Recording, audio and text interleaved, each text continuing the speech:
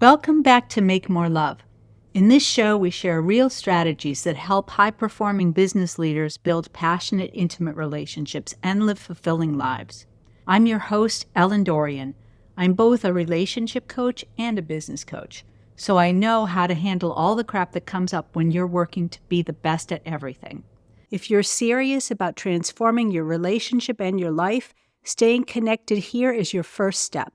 Be sure to hit that follow or subscribe button right now so you never miss an episode. And if you find today's conversation helpful, please share it with a friend who could use some new ideas for their own relationship. So let's get into it.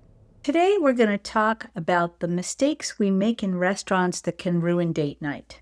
A lot of mornings I wake up way too early, and I end up mindlessly scrolling, hoping my brain gets bored so I can go back to sleep. That's when I'm most likely to get suckered by clickbait. And a few days ago, that's what happened. There was this article, 6 things lower middle class people do in restaurants without realizing how they come across. It looked at the behaviors that people carry into restaurants that send the wrong message and negatively affect everyone's experience. That got me thinking. A lot of what we bring to the table, our attitudes around money, service, expectations, can intrude on our date nights. Without meaning to, we can show up with tension, inauthenticity, judgment, and controlling attitudes, and those can be real mood killers. So let's talk about those behaviors in the context of date night. I gotta be honest, I'm guilty of this myself. At least I used to be. Once I was having lunch with a friend, and I got a turkey burger instead of the beef burger that I ordered.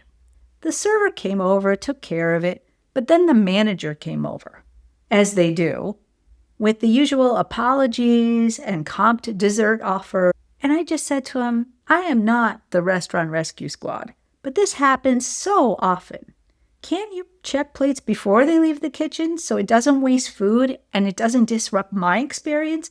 I don't need dessert. I just need my order to be right. I felt pretty justified.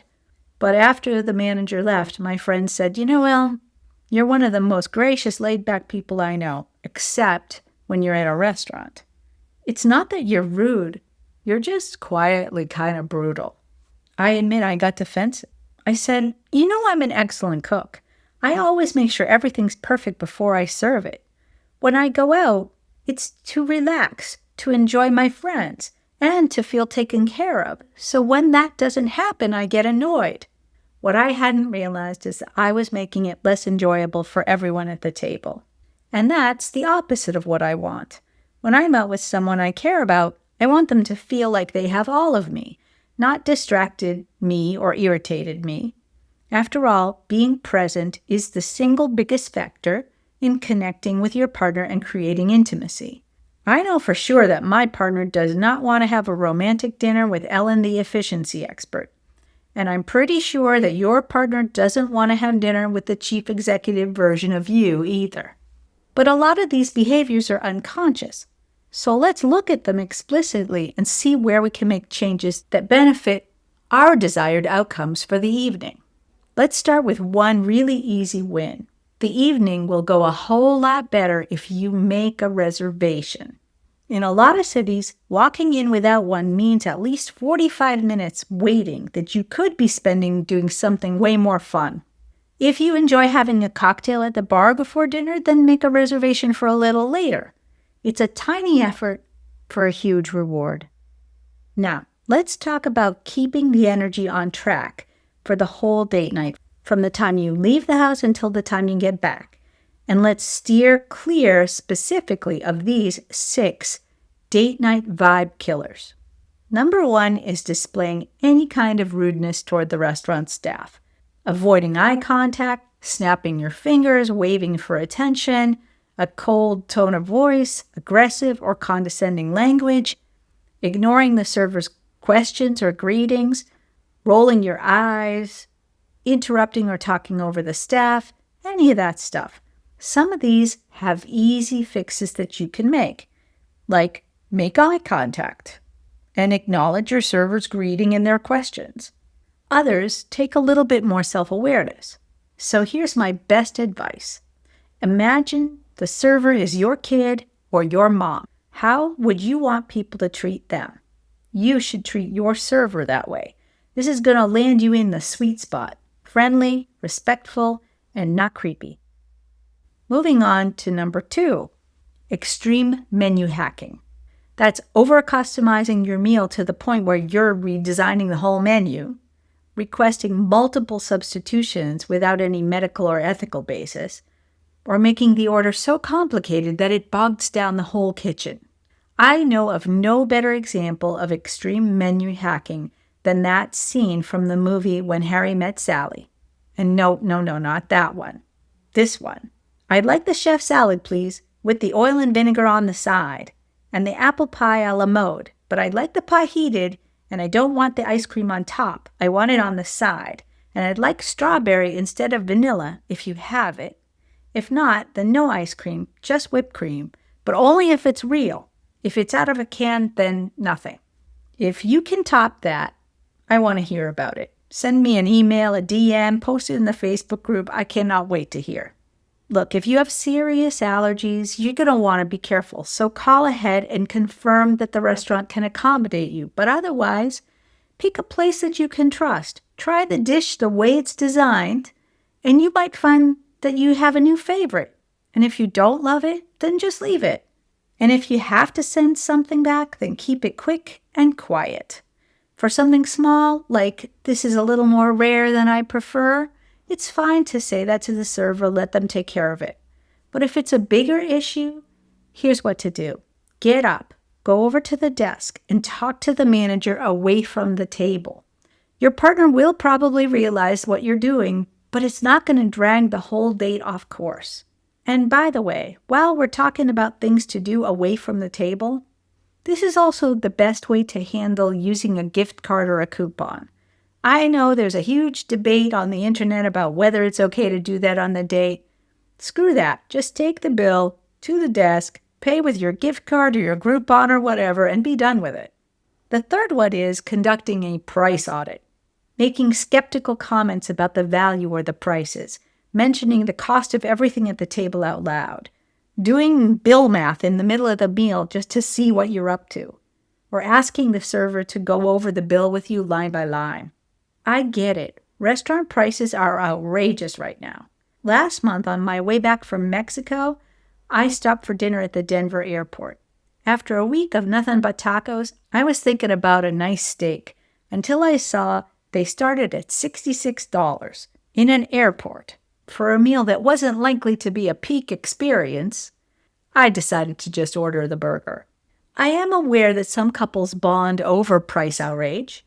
That, can you believe this moment? Maybe that's part of your tradition. But if you're going for a romantic vibe, personally, I think it's better to take money talk off the table. The best way to avoid the whole panic at the menu situation is to check the prices online before you make the reservation so you don't have sticker shock with your partner sitting right there at the table. And you know you can't talk about money without talking about tipping. Which brings us to point number 4, losing your chill over tipping. If you are staring at the bill and calculating percentages, if you're using the tip to send a message, or under-tipping, over-tipping, or not tipping at all, seriously, just don't. Tipping is a hot-button issue for sure, but date night is not the time to start a movement. My take is just do it. Even if the service wasn't stellar, pushing it here and now, it's just going to make your partner feel uncomfortable, especially if they disagree. One of my clients told me about his wife who kept slipping extra cash under her plate because she thought he undertipped. I suggested to him that he use that as a chance to let her influence him. And he took my advice, and he said to his wife, maybe you're right. I sure don't want you feeling embarrassed over a few dollars, so I'm going to change it. And that one change shifted their whole dynamic in a really good way, and it went well beyond the tipping. All right, let's move on. Number 5 is overstaying your welcome. That's staying at the table long after you've paid, especially when the restaurant is busy, and ignoring the cues from the staff that they need to turn over the table. Lingering over dessert is fine, but when the room is buzzing, the door's packed, and your server's dropping hints, it's really time to move on. A good rule of thumb is 90 minutes to 2 hours max. You don't need to set a timer or anything, just read the room. Personally, I recommend moving on to another spot for dessert or nightcap anyway. Sitting for hours after a big dinner isn't exactly, conducive. And then picture 2 scenarios. In scenario 1, you're camped out at a table over empty coffee cups while the staff is milling around waiting to close. Scenario 2, you get out, get some fresh air, take a little stroll, land in a cozy dessert spot or a not too noisy bar where the vibe says, "Oh, come on in, stay a while." That's a pretty easy choice if you ask me. All right, I'm just going to go through a collection of other stuff now, like counting calories or making negative comments about the richness of the food. Look, it's date night. Either just enjoy it or order a healthy meal without announcing it. You know what to do. Number 2 is poor table manners. If you don't have those down by now, then get a book. Look at YouTube. That's all I'm going to say about that. The next one is naughty things. I'm torn about this because a little bit of risque stuff can be fun, but you've got to be discreet. If your thrill is almost getting caught, that's on you. Don't say I endorsed it. If you get caught, you could be banned from the restaurant or even worse. And that's probably a mood killer. Maybe not. Maybe you guys kind of get off on that, but chances are it's at least going to slow things down. And the last one of these that I'm going to talk about is taking more than your leftovers. In most of the US, taking leftovers is fine, but that doesn't mean overloading your plate at the buffet so you can box it up later, or pocketing the salt shakers or the sugar packets or the jam jars. A restaurant owner friend told me that they had to replace those things constantly. It's not classy, and if your partner is a classy person, it's just going to make you look bad.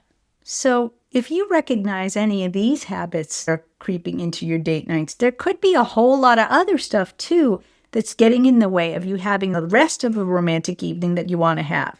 And this is exactly the kind of thing I help my clients spot and change so they can turn just another dinner out into a connection that really gets to the point of date night. If you want your partner to look forward to date nights, and if you both want to leave the table feeling closer than when you sat down, I can help you with that. Let's jump on a free relationship reset call, which you can sign up for at relationshipresetcall.com, and you and I can work through a plan for how to elevate your next night out and everything else you do together for that matter. I'm looking forward to chatting with you about that. As we wrap up, I want to share this punch list of 10 steps to class up your date night. Number 1, plan the vibe. Know the mood that you want to set, the menu, the budget, book ahead, all that stuff. Number 2, go all in. No phones, no half listening, no distractions. Number 3, treat the staff the way you'd want people to treat your kid or your mom. Number 4, order like you trust the chef and keep the special requests only to the ones that are necessary. Number 5, handle serious complaints away from the table if possible. Number 6, keep money talk off the table, both literally and figuratively. Number 7, tip reasonably, if not generously. Number 8, be discreet with the PDA. Number 9, don't overstay once the check is paid. And number 10, consider moving to another venue for a nightcap or dessert to keep the energy flowing. I'm going to end with this thought. When you get date night right, it's not just going out for a meal. It's momentum to build the intimate intensity that you want every day. And that is what I mean when I talk to you about making more love. All right. I hope today's episode got you thinking, but we can only do so much in an open forum like this.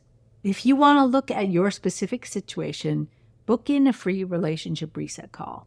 We'll figure out the next best move and set you on a path to a better relationship for both you and your partner. You can just head over to relationshipresetcall.com and pick a time. You can also join our Passionate Partners Insider community on Facebook. There's exclusive content and resources there. Or visit our website or our social channels to learn more about our programs, workshops, and private coaching options. All the links to everything I mentioned, plus my personal email, are in the show notes. I'll be here whenever you're ready. Now, I've got a quick request. I'd really appreciate your help spreading the word about Make More Love. First, if you haven't done it already, hit follow or subscribe on your favorite platform.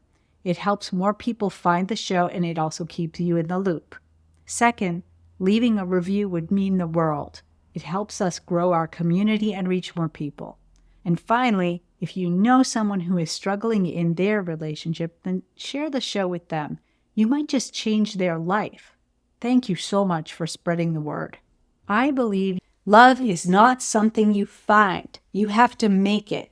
And that's my mission, to help you make more love with your wife and in your life. I'm Ellen Dorian, and that's what I've got for you today.